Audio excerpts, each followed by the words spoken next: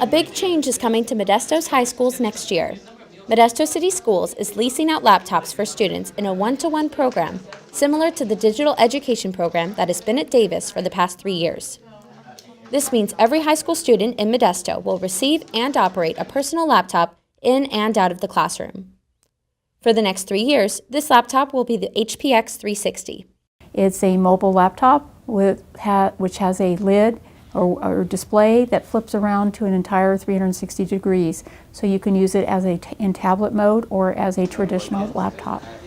Grigori's use of the one-to-one devices will be different from Davis's approach.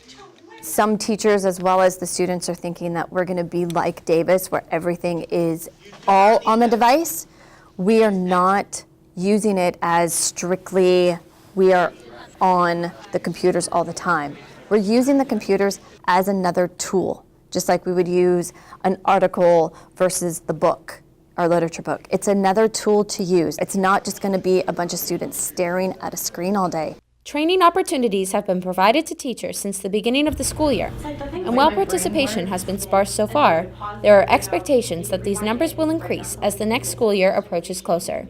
We have a person who comes in during our prep periods, and we can go into the library and we can learn, different Google Docs or Nearpod and just a bunch of different aspects that we can use within those one-to-one devices. Many teachers are considering changes in teaching style when students have regular access to laptops in the classroom. So before it's just been, okay, how can I present it to them through this device?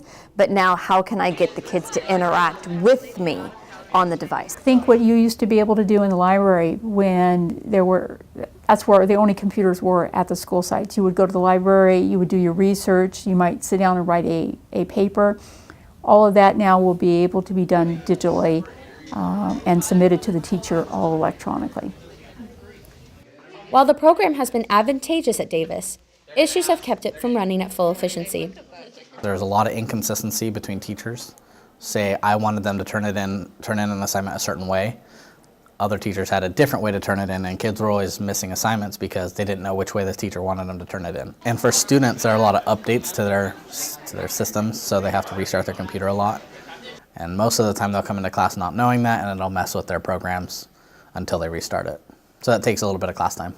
And even students openly complain about basic flaws with the hardware. The battery life is terrible. It's been up and down.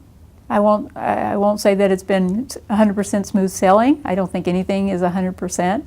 But what we have taken away from Davis is lessons learned as how we can do things better. The one-to-one program has benefits that reach far beyond the classroom and into students' future careers. There's going to be some form of technology that's going to be required for that position.